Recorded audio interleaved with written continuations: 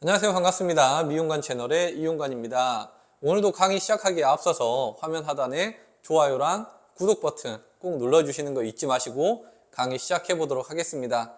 오늘 먼저 배울 친구는 레이저입니다. 이 레이저라는 친구가 상당히 생소하신 분들이 많이 있으실 텐데 헤어 커트의 한 도구다라고 생각하시면 되겠습니다. 자, 레이저의 구조를 먼저 보실 건데 레이저의 구조를 살펴보면 도선, 날끝, 힐, 피벗, 소지거리, 그리고 위쪽으로 가서 헤드, 날등, 날어깨, 다리, 핸들 이런 구조로 생겼습니다. 그리고 밑에 파지법을 먼저 한번 보실 건데 밑에 파지법을 보시면 검지, 중지, 약지 이 세 손가락을 레이저의 날어깨와 다리 부분에 살포시 얹어줍니다.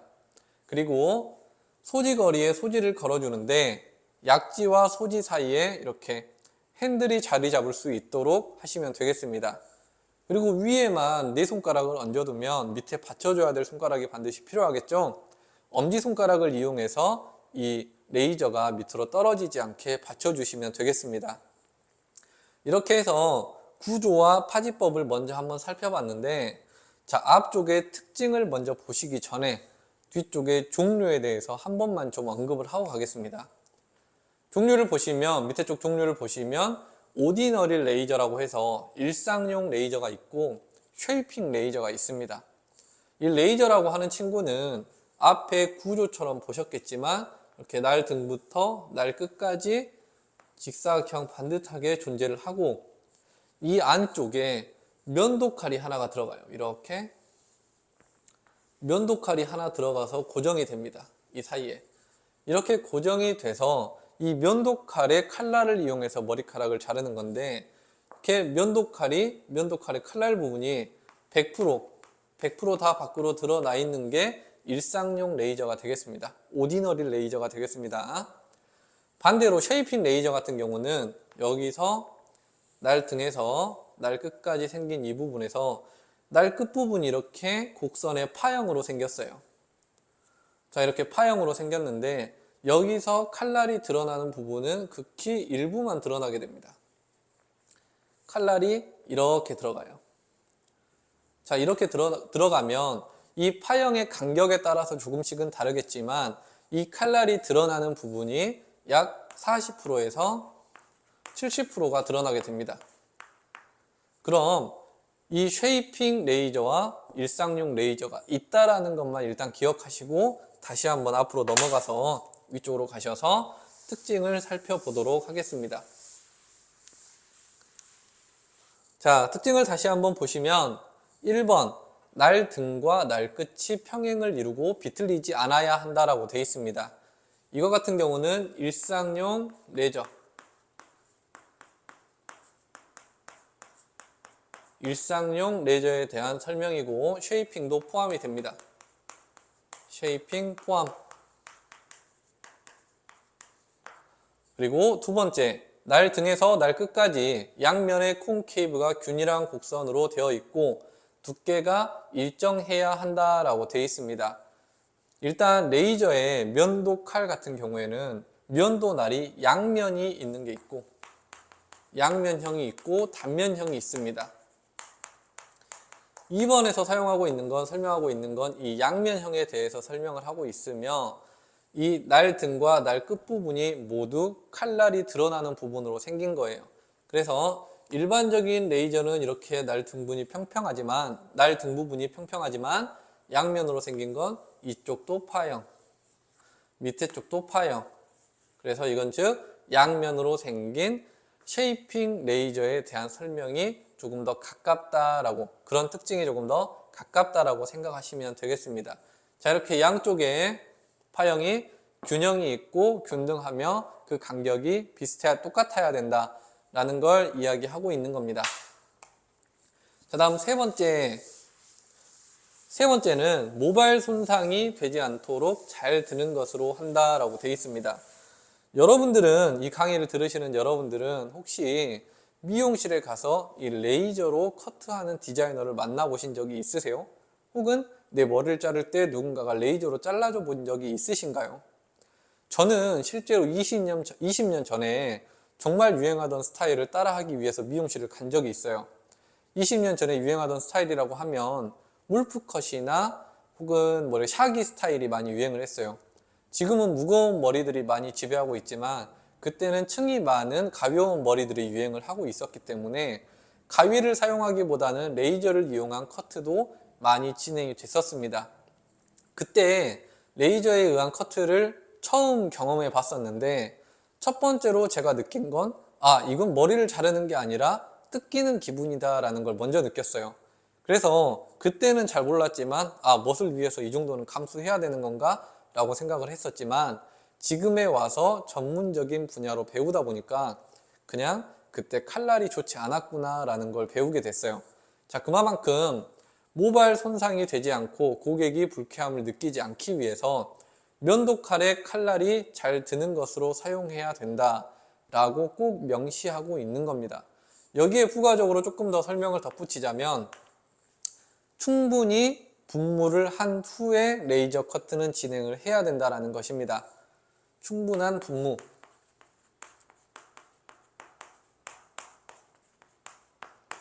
제가 이제 이 분야의 전문가가 되고 난 다음에 레이저를 이용해서 커트를 진행을 했을 때 마른 머리에 커트를 진행하게 되면 머릿결의 손상이 상당히 많이 초래가 됩니다. 그렇기 때문에 충분히 분무가 된 상태에서 머리카락이 물을 머금으면 살짝 늘어나는 성질이 있는데 그런 성질까지 같이 이용해서 커트가 들어가야 되기 때문에 레이저 커트를 할 때는 반드시 분무를 해서 들어가야 된다라는 거 기억하고 계시면 좋겠습니다. 다음 네 번째는 이게 가장 좀 이해하기 힘드실 거예요. 혼자 공부하시면 이 부분이 가장 이해하기 힘드실 건데 칼날선에 따라 일직선상, 내곡선상, 외곡선상 레이저가 있다라고 되어 있습니다. 이 부분을 여러분들이 조금 이해하기 쉽게 설명을 해 드릴게요. 자, 일단 면도칼을 하나 꽂아서 사용한다 그랬습니다. 장착해서 사용한다 그랬는데 이 면도칼을 옆으로 한번 눕혀 볼게요. 자, 면도칼을 이렇게 옆으로 눕혔습니다. 그리고 임의로 이쪽을 위쪽, 그 다음에 아래쪽이라고 해보겠습니다. 이렇게 지으면 칼날이 이쪽 부분에 올 건데 이 칼날의 위치가 중간이냐, 위냐, 아래냐에 따라서 세 가지 명칭으로 불리게 되는 겁니다. 첫 번째, 일직선상의 경우 어디로도 치우치지 않고 한가운데로 칼날이 위치해 있으면 이 친구는 일직선상입니다.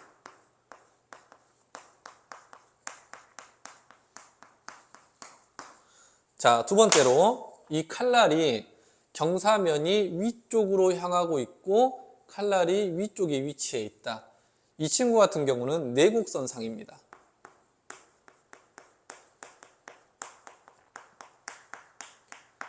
내곡선상. 자, 마지막으로 외곡선상은 경사면이 밑으로 치우쳐져 있고 칼날이 밑에 쪽에 위치한 게 외곡선상입니다.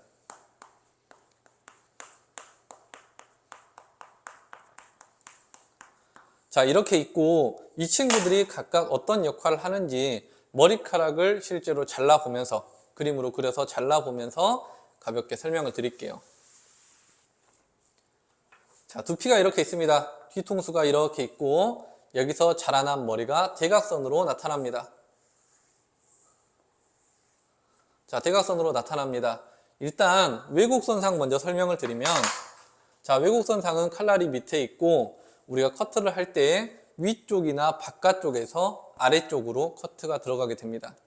그렇게 되면 밀듯이 내려와서 머리카락을 자르면 자, 잘리는 부위가 이렇게 위쪽만 잘리게 됩니다. 칼날이 밑에 있기 때문에 이쪽만 이렇게 잘려요. 이렇게 잘려 나가면 어떠한 특징이 나타나느냐? 자, 무게중심이 이쪽에 있고 점점 더 가면 갈수록 머리카락이 가늘어지기 때문에 이 머리카락이 바깥마름, 즉 밖으로 삐치는 머리가 돼요. 그래서 결과물을 보면 자, 이렇게 밖으로 삐치는 바람머리 연출이 가능해지는 겁니다. 상대적으로 힘이 있고 힘이 없는 부분이기 때문에 이 머리카락이 이렇게 휘어요. 그래서 이 바람머리 연출이 가능합니다. 즉 방향성을 부여할 수 있어요. 자, 그럼 반대로 되는 내곡선상을 한번 살펴보겠습니다. 내곡선상은 자 이렇게 두피가 있고 여기서 내려오는 머리카락이 있습니다. 머리카락이 있으면 이 머리카락을 칼날이 위쪽에 위치해 있기 때문에 밖에 부분에서 자르는, 겉에서 먼저 자르는 게 아니라 안쪽에서 커트가 들어가게 됩니다. 그럼 이 안쪽 부분에서부터 밀듯이 자르게 되면 이 부분이 잘리게 돼요. 자, 이 부분이 잘리면 반대 상황이 연출되겠죠? 무게중심은 이쪽에 있고 그 다음에 점점 더 머리카락이 가늘어지기 때문에 상대적으로 가늘어서 힘이 없는 머리는 안쪽으로 말리게 되고 그 다음에 이쪽은 지탱을 하게 되는 겁니다. 그럼 저희가 안마름 효과를 낼 수가 있어요.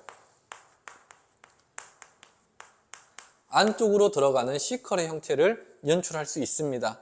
그래서 이 바깥마름과 앞마름, 즉 내곡선이랑 외곡선은 머리카락의 방향성을 만들기 위해서 사용을 하는 특수한 날이다, 면도날이다, 이렇게 생각하시면 되고, 마지막 일직선상 같은 경우는, 일직선상은 저희가 보통 90도에서 90도 각도나 50도 각도를 이렇게 유지하면서 커트를 하게 되면 이렇게 머리카락 단면을 있는 그대로 자르는 효과가 있습니다. 자, 일직선, 내곡선, 외곡선은 칼날의 위치에 따라서 다르고 각각 이런 특징이랑 이런 기능들을 수행하기 위해서 이렇게 다른 존재로 존재하고 있다라는 걸 받아들이시고 보면 되겠습니다. 자, 이걸 이렇게 설명을 드린 이유가 제가 처음에 공부할 때도 상당히 힘들었고 이 부분이 이해가 안 됐어요. 그래서 여러분들한테 설명을 드리는 거고, 다음에 나오는 5번 특징에 대해서도 설명이 좀 필요하기 때문에 이 부분 설명을 드린 겁니다. 5번을 보시면 솜털 등을 깎을 때는 외곡선상의 것이 좋다라고 되어 있습니다. 마찬가지로 피부가 이렇게 있고 그 다음에 이렇게 솜털이 나 있어요. 솜털이 나 있으면 칼날이 위쪽으로 향한 내곡선보다 아래쪽으로 이렇게 향해 있는 내곡선상의 면도날이 훨씬 더 이 피부에 힘이 상대적으로 없는, 지탱하는 힘이 없는 솜털을 제거하기가 훨씬 더 용이하고 더 가까운 부분으로 커팅이 들어갈 수 있다라는 게 이렇게 5번으로 나와 있는 겁니다. 그래서 어려운 거 없이 이해하실 수 있으시겠죠? 혹시라도 궁금한 거 있으시면 하단에 메일로 보내주시면 친절하게 상담해 드리도록 하겠습니다. 자, 다음 이제 레이저의 종류에 대해서 살펴보겠습니다. 아까도 설명드렸다시피 오디너리 레이저는 일상용 레이저라고도 하며 면도날이 100%가 다 드러나 있기 때문에 절삭률이 높습니다. 절삭률이 100%예요. 자, 반대로 쉐이핑 레이저 같은 경우는 이 면도날을 덮고 있는 파형의 곡선이 존재하기 때문에 머리카락이 잘리는 절삭률이 낮습니다. 자, 이거에 비해서 낮아요. 이 곡선이 얼마만큼 두껍게 많이 존재하느냐에 따라서 절삭률이 다르게 됩니다. 자, 이렇게 있기 때문에 자, 일반용 레이저는, 오디너리 레이저는 전문가가 사용을 해야 됩니다. 초보자가 사용하기 적합하지 않고 전문가가 사용해야 되고, 자, 이 쉐이핑 레이저 같은 경우는 전문가가 사용하기에는 2번, 3번 일을 해야 되기 때문에 조금 적합하지 않고 초보자가 사용하기 적합합니다.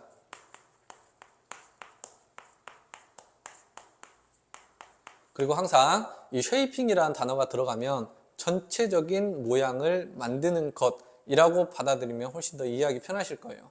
그래서 두발 외형의 전체적인 모양을 잡으면서 자연스러움을 만든다, 이렇게 이해하시면 편하겠습니다. 그래서 오디너리 레이저는 일상용 레이저고 전문가가 사용하기 편하고, 쉐이핑 레이저는 초보자가 사용하기 적합하면서 절삭률이 낮기 때문에 전체적인 모양을 만들고 숱을 제거할 때 용이하다, 이런 정도로 알고 가시면 되겠습니다. 자, 그 다음에 레이저의 관리법 해가지고 나와 있는데 가위의 관리법이랑 거의 비슷하다고 생각하시면 됩니다. 이 면도날이랑 레이저도 철제나 쇠로 이루어져 있기 때문에 용액에 닿으면 상당히 변질이나 녹의 위험성이 있습니다. 그렇기 때문에 소독 용액을 묻혀서 더러움을 제거를 해주고 그 이후에 이 소독액을 깨끗하게 마른 수건으로 닦아서 자외선 소독기에 보관을 하거나 혹은 기름칠을 해서 보관을 하게 됩니다. 그리고 두 번째는 레이저 교환용은 사용 전에 교환하며 사용한다 라고 되어 있습니다. 자, 이게 무슨 소리냐면 이 면도칼이 일회용 면도칼이 있고 다회용 면도칼이 있어요. 다회용 면도칼의 경우는 조금 면도날이 두껍게 생겨가지고 여러 번 갈아서 사용할 수 있게 만들어져 있어요. 그렇기 때문에 다회용 면도날은 소독을 하고 사용 전에 반드시 날을 예리하게 갈아서 사용을 해야 되고, 일회용 면도날의 경우 한 번 사용하게 되면 날이 많이 마모되고 예리하지 않기 때문에 고객한테 불쾌함을 줄 수 있어요. 그래서 이건 따로 소독하지 않고 이렇게 사용하기 전에 교환해서 사용을 해야 됩니다. 또한 주의하셔야 될 게, 면도날을 다 사용하고 쓰레기통에 버리실 때는 두꺼운 신문지로 감싸거나 혹은 치우는 사람이 손이 상처 입을 일이 없도록 다른 것으로 감싸서 쓰레기통에 버려야 된다는 거, 이런 정도는 여러분들이 꼭 알고 가셨으면 좋겠습니다. 다음은 헤어 아이롱에 대한 설명입니다. 헤어 아이롱은 열을 이용해서 두발의 구조에 일시적인 변화를 주어 웨이브를 만들어주는 미용 도구이다 라고 나와 있습니다. 그리고 그 밑에 구조가 나와 있는데, 구조는 왔다 갔다 하면서 좀 설명을 드릴게요. 일단 그루브와 프롱, 즉 로트가 있는데, 그루브는 일단 여기까지만 끊어서 보겠습니다. 프롱을 감싸는 홈으로 파여진 부분이다 라고 먼저 보시고, 두 번째 프롱, 로트는 쇠막대기 부분으로 모발을 감는다, 여기까지만 먼저 보도록 하겠습니다. 자, 그래서 다시 설명을 드리면, 그루브는 홈으로 파여진 부분, 그리고 로트는 쇠막대기 부분으로 모발을 감는 부분이라고 보시고 그림이랑 같이 한번 보도록 하겠습니다. 자, 그림이랑 같이 보시면 위쪽에 로트가 있고 밑에 쪽에 그루브가 있죠. 그러면은 이 로트에는 모발을 감는 겁니다. 그리고 홈이 이렇게 파여진 그루브는 모발이 감겨진 로트를 덮어주는 역할을 하는 겁니다. 자, 일단 여기까지 보시고 다시 돌아가서 프롱과 그루브 사이에 모발을 넣어 모발을 잡아주는 역할을 한다. 그리고 감기며 누르는 역할을 하며 로트라고도 한다라고 되어 있습니다. 즉, 로트의 모발을 감고 그루브라는 덮개로 덮어서 모발을 확실하게 잡아준다. 서로가 서로를 의지하면서 잡아준다라는 게 되는 겁니다. 그리고 추가적인 기능으로 로트에서 열이 발산이 되면 그 열이 밖으로 빠져나가지 못하게 균일한 웨이브가 형성될 수 있도록 그루브로 그 열을 골고루 퍼지게 만들어 주는 겁니다. 그래서 이렇게 그루브랑 프롱 한 세트로 이루어져 있다는 거 알고 계시면 되겠습니다. 아이롱의 종류로는 두 가지가 있습니다. 화열식 아이롱, 전열식 아이롱 이렇게 있습니다. 화열식 아이롱은 마셸 아이롱이라고 이름이 붙어져 있는데, 앞에 잠깐 복습을 해보시면 서양의 역사, 열과 아이롱을 이용해서 웨이브를 고안해낸 사람이 마셸 그라토우였습니다. 그래서 마셸 그라토우의 이름을 따가지고 와서 화열식 아이롱의 이름을 마셸 아이롱이라고 명명했습니다. 그래서 설명을 보시면 화덕이나 석탄 그리고 연탄 등을 이용하여 가열한다라고 했습니다. 자, 연탄의 구멍 속에 쇠막대기를 하나 꽂아 넣는 거예요. 쇠막대기를 하나 꽂아 넣어서 이 쇠가 어느 정도 열이 가해졌다 생각이 되면 화덕에서 빼내는 겁니다. 빼내서 얘가 어느 정도 열이 올라와 있는지 열 체크기가 없기 때문에 저희가 오감을 이용해서 열을 체크를 해야 돼요. 너무 뜨거우면 머리카락이 다 타버리기 때문에 적당한 온도로 내려왔는지 그걸 체크하는 겁니다. 그래서 감으로 그걸 체크해야 되는데, 보통 어른들은 코 앞에 대해서 냄새를 맡거나 피부로 그 온도를 체감하는 방법을 가장 많이 사용을 했고, 베테랑의 경우는 손바닥을 이렇게 살짝 가까이 갖다 댑니다. 손바닥을 갖다 대서 이게 적정한 온도로 떨어졌구나 싶으면 손님 머리카락에 시술이 들어가게 되는 겁니다. 이런 고전적인 방법으로 시술이 들어가는 게 화열식인데, 예전에 TV를 보니까 세상에 이런 일이에 아직까지 이 화열식 아이롱을 사용하시는 분이 계시더라고요. 한번 있으면 보여드리도록 하겠습니다.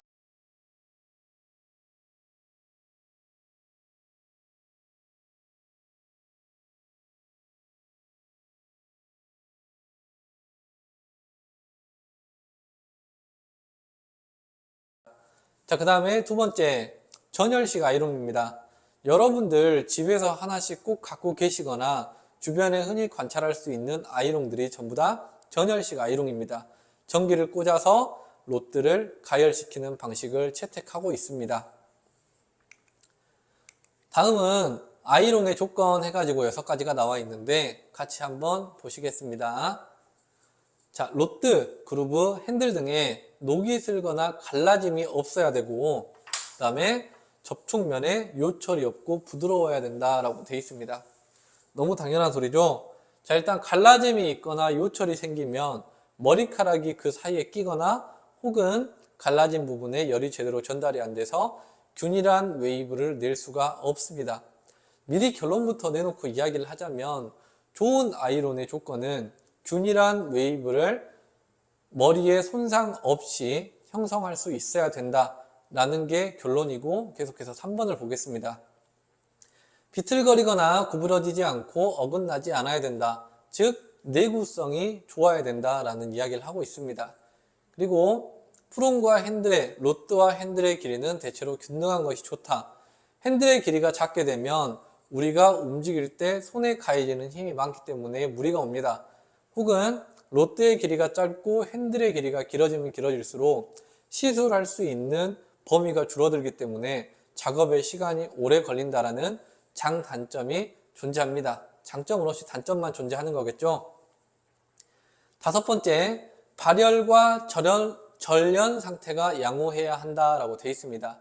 일단 열이 올라오는 것도 중요하지만 그 열이 빨리 식고 그 다음에 이 친구가 화재의 위험이 있을 때 바로바로 차단될 수 있도록 막는 절연 효과도 뛰어나야 된다, 양호해야 된다라는 소리가 앞에 나와 있고, 가장 중요한 것은 열을 이용해서 웨이브를 형성하는 거기 때문에 균일하게 형성해야 되기 때문에 전체에 열이 균일하게 들어와야 한다라고 되어 있습니다. 이 부분 정말 중요합니다. 균일하지 않으면 웨이브 형성 동안 균일하게 이루어지지 않아요. 자, 여섯 번째, 아이롱의 적정 온도는 120에서 140도이며 회전각은 45도가 적당하다라고 되어 있습니다. 아이롱의 곡률은 45도가 적당하다라고 생각하시면 되겠습니다. 곡률, 롯드의 곡률은 45도가 적당하다, 이렇게 받아들이시면 편하겠습니다. 헤어 아이롱 이렇게 끝났고, 헤어 미용에 사용되는 기타 도구들 해가지고 3가지 정도가 더 나와 있습니다. 3가지가 더 나와 있는데, 자, 헤어핀, 헤어클립이 먼저 나와 있어요. 컬의 고정이나 웨이브를 갖추는 등의 미용 시술에 사용된다라고 되어 있고, 추가적으로 저희가 두상의 구역을 나눈 후에 일시적으로 고정시키기 위해서 사용되는 경우도 들어 있습니다. 그리고 두 번째, 컬링 롯드라고 되어 있는데, 일반적인 퍼머넌트 웨이브 시술에 사용되는 롯드, 나무 막대기라고 생각하시면 되겠습니다. 나무나 플라스틱 막대라고 생각하시면 되겠습니다. 보시면 두 발을 감는 위치에 따라 대중소로 구분한다라고 되어 있는데 조금 더 세세하게 나눠집니다. 오늘날에는. 자, 1호부터 10호까지 구분이 되면 1호가 롯드의 굵기가 큰 것, 웨이브가 크게 형성되는 것, 10호가 웨이브가 작게 형성되는 작은 롯드입니다. 10호보다 더 작은 걸 유니온 롯드라고도 하며 일부 어른들 같은 경우는 뼈다귀 롯드라고도 명칭하기도 합니다. 뼈다귀 롯드라고 명칭하기도 합니다. 자, 이렇게 해서 조금 더 세세하게 나눠져서 미용실에서 사용되고 있고, 밑에 보시면 롤러라고 나와 있는 것은, 자, 헤어 세팅 시 두 발의 일시적인 웨이브 또는 볼륨을 갖게 할 목적으로 사용하는 원통상의 도구로 원통의 폭, 직경에 따라 대중소로 나눈다라고 되어 있습니다. 조금 더 작은 웨이브가 조금 더 작은 웨이브를 형성하는 게 컬링 롯드, 상대적으로 조금 더 큰 웨이브를 형성하는 게 롤러라고 생각하시면 되는데, 롤러는 현장에서 롤이라는 명칭으로 많이 사용되면서 이건 여기 나와 있는 그대로 대중소의 크기로 사용되고 있습니다. 크기는 1호보다 더 큰 게 소, 그 다음 중, 그 다음 대자로 이루어져 있으며 어떤 시술에 많이 사용되냐면 앞머리 펌을 할 때 웨이브가 아닌 크게 볼륨감 있는 C컬을 형성할 때 많이 사용이 되고 웨이브 없이 전체적으로 모발의 볼륨감만 형성하는 볼륨 펌 시술 시에 이 롤이 많이 사용되고 있습니다. 자, 이렇게 해서 미용에 사용되는 도구를 전부 알아봤습니다. 다음으로는 헤어 미용에 사용되는 기기들에 대해서 알아보도록 하겠습니다. 교재에 나와 있는 헤어 미용에 사용되는 기기는 대략 3가지 정도입니다. 첫 번째 헤어 드라이어, 두 번째 히팅캡, 세 번째 스티머가 되겠습니다. 그 첫 번째 헤어 드라이어부터 설명을 한번 시작해 볼게요. 자, 구조 및 특징을 보시면 첫 번째 젖은 두발의 건조와 헤어스타일의 완성을 위하여 사용한다 라고 되어 있습니다. 헤어 드라이어는 우리가 일상생활에서 흔히 접하는 그 헤어 드라이기가 헤어 드라이어라고 생각하시면 됩니다. 3번 구조 먼저 보시면, 자, 구조는 잠깐 여기 보지 마시고, 자, 이렇게 앞에 이 사다리꼴 모양의 노즐이 있습니다. 그리고 이렇게 길게 연결된 몸통 이 부분 안에 열선이 들어 있습니다. 자, 그 다음에 이렇게 동그란 각진 부분의 모서리 부분에는 펜과 모터가 들어 있습니다. 자, 열선은 여기 안쪽까지 이어집니다. 자, 그리고 이렇게 손잡이가 있고 이 앞에 조절 스위치가 위치해 있습니다. 조절 스위치가 위치해 있습니다. 자, 이러한 구조로 생겼고 여러분들도 익히 접해봤던 그런 구조죠. 자, 그 다음에 두 번째를 보시면 일반적인 블로우 드라이의 가열 온도는 60도에서 80도 정도이다 라고 나와 있습니다. 자, 블로우 드라이가 뭔지를 알아야 이 문장이 이해가 될 것 같은데 블로우 드라이를 알기 위해선 앞에 브러쉬를 설명했을 때로 잠깐 돌아가 봐야 돼요. 자, 브러쉬를 설명할 때 롤 브러쉬를 설명할 때 잠깐 언급을 했었는데 롤 브러쉬와 드라이기에서 발생하는 열을 이용해서 머리카락의 모양을 변형시킨다 라고 했습니다. 혹은 S형 브러쉬를 설명할 때도 마찬가지로 모류의 방향을 바꾼다 라고 모발의 모양을 바꾼다 라고 설명을 한 적이 있습니다. 자, 그때 사용되는 게 블로우 드라이입니다. 다시 말하면 이 블로우 드라이는 브러쉬와 드라이기의 열을 이용해서 모발의 모양을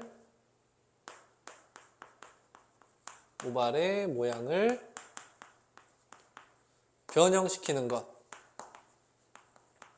이게 바로 블로우 드라이입니다. 그러면은 다시 2번을 보시면 블로우 드라이의 가열 온도는 60에서 80도 정도이다 라고 되어 있습니다. 이때 블로우 드라이를 진행할 때 드라이기 노즐 부분에서 발생하는 열이 60도에서 80도 정도이다 라고 설명을 하고 있는 겁니다. 자, 다음 헤어 드라이기의 종류를 보시면 헤어 드라이기의 종류는 크게 2가지로 나눠집니다. 손으로 들고 사용할 수 있는 핸드 드라이 타입, 그리고 두 번째 이렇게 바닥에 고정시키고 세워서 사용하는 스탠드 타입, 이렇게 2가지로 나눠집니다. 핸드 드라이어를 다시 2개로 나누면 블로우 타입과 웨이빙 드라이 타입으로 나눌 수가 있는데 블로우 타입은 우리가 항상 사용하는 그런 방식의 헤어 드라이기를 상상하시면 되겠습니다. 바람을 일으켜 드라이하는 방식에 플러스 일반적인 노즐을 이용해서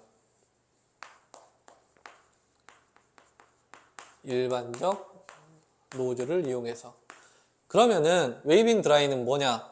핸드 드라이어의 빗이나 아이론, 롤 브러쉬 등의 노즐을 이런 모양의 형태를 한 노즐을 부착시켜서 드라이와 스타일링을 동시에 하는 방식을 이야기합니다. 이 노즐 부분에 일반적인 노즐을 탈착시키고 새로운 새로운 방식의 노즐을 부착시켜서 드라이와 스타일링을 동시에 하는 방식을 이 웨이빙 드라이라고 합니다. 자, 그래서 이렇게 두 가지로 나눠지고, 스탠드 드라이어는 블로우 타입과 후드 타입으로 나눠지는데, 이거의 차이점은 극명하게 나눠질 수 있습니다. 블로우 타입 같은 경우는 일반적으로 미용실에 가셨을 때 펌 약제나 염색 약제를 발라놓고 열을 가할 때 사용하는 그 스탠드 타입의 기계를 보셨을 거예요. 그게 일반적인 블로우 타입의 스탠드 드라이가 되겠습니다. 열은 발산을 합니다. 열은 발산이 되나 바람이 발생하지 않아요. 바람이 발생하지 않는 걸 바람이 방산된다라고 표현하고 있습니다. 열은 발산하지만 바람이 방산되지 않아서 한 곳으로 집중적으로 건조를 시킬 수가 없습니다. 다만 공기만 따뜻하게 만들어서 수분을 증발시킬 뿐입니다. 그래서 건조 시간이 느린 대신에 소음이 적다라는 장점과 단점이 존재하게 됩니다. 반대로 후드 타입의 경우는 뜨거운 바람을 집중적으로 쐬줍니다. 옆에 그림에도 나와 있듯이 모발을 이렇게 완전히 덮고 있고 안쪽에서 뜨거운 바람이 나오고 그 바람을 후드, 우리가 환풍기처럼 바람을 빨아들여 가지고 계속해서 순환시켜 주는 겁니다. 바람을. 그렇기 때문에 공기와 공기의 마찰이 심해서 소음이 많이 발생하지만 건조가 그만큼 빠르다라는 장점이 존재하는 게 이 후드 타입 스탠드 드라이어입니다. 이렇게 드라이의 종류가 구분된다라는 거 알고 계시면 좋을 것 같아요. 다음은 히팅캡입니다. 히팅캡의 경우 오른쪽 그림을 보시면 생김새가 바로 이렇게 알아먹을 수 있게 바로 그림으로 나와 있습니다.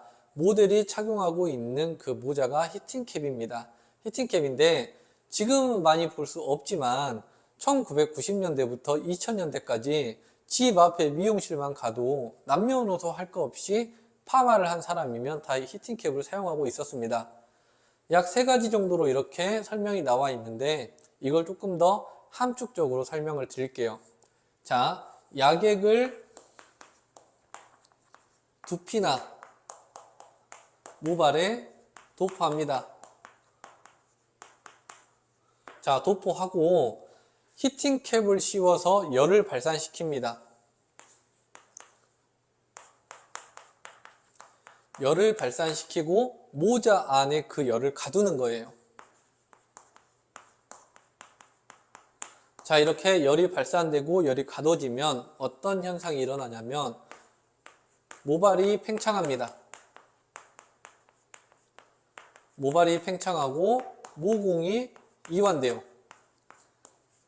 자, 이러면서 자연스럽게 약액이 두피와 모발에 빠르게 흡수될 수 있는 겁니다. 약액의 빠른 흡수. 빠른 흡수. 자, 이 말을 이렇게 3가지로 나눠서 하고 있는 겁니다. 첫 번째, 모발이나 두피에 바른 오일이나 크림 등이 고루 퍼지고 침투가 잘 되도록 한다. 두 번째, 퍼머넌트 와인딩 이후 일액의 흡수를 도와 펌 등의 시간을 단축시킨다.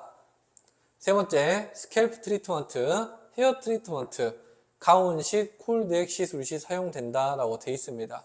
가온식 콜드액은 퍼머넌트 와인딩 일액과 똑같다 라고 생각하시면 되겠습니다. 그래서 함축적으로 설명하면 이렇게 설명할 수 있다. 히팅캡의 기능, 역할 이렇게 이해하시면 좋겠습니다.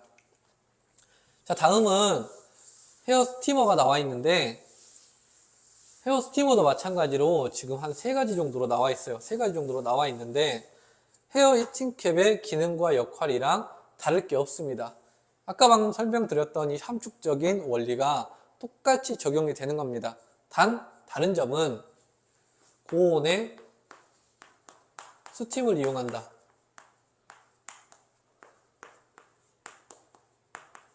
이용해서 침투를 돕는다.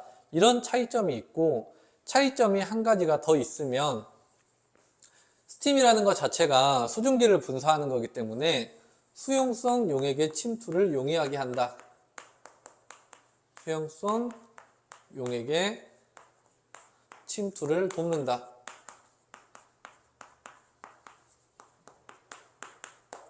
히팅캡은 단순하게 열만 발산시키고 열을 가두는 방식으로 작용을 하지만 스티머 같은 경우는 스팀을 사용하다 보니까 수증기가 발생을 합니다. 그렇기 때문에 수용성 용액의 침투를 돕는 결과를 가져오게 됩니다. 이 두 가지가 히팅캡과 스티머의 가장 큰 차이점이고, 공통점은 둘 다 용액의 침투를 용이하게 해주는 역할을 한다라는 것이 공통점과 차이점이 되겠습니다. 자, 그래서 스티머를 사용할 때, 선택할 때 고려사항으로 세 가지가 있는데, 첫 번째, 입자가 세밀해야 되고, 그 다음에 증기의 양의 조절이 가능해야 되며, 증기의 온도가 균일하여야 한다라고 나와 있습니다. 다음은 네 번째, 미안용 기기 해가지고 피부 미용에서 사용되는 전류나 기기들이 나와 있는데, 헤어 미용에서는 사용되지 않기 때문에 피부 미용에서는 이런 기기들을 사용하고 있구나 정도로만 알고 넘어가시면 좋겠습니다.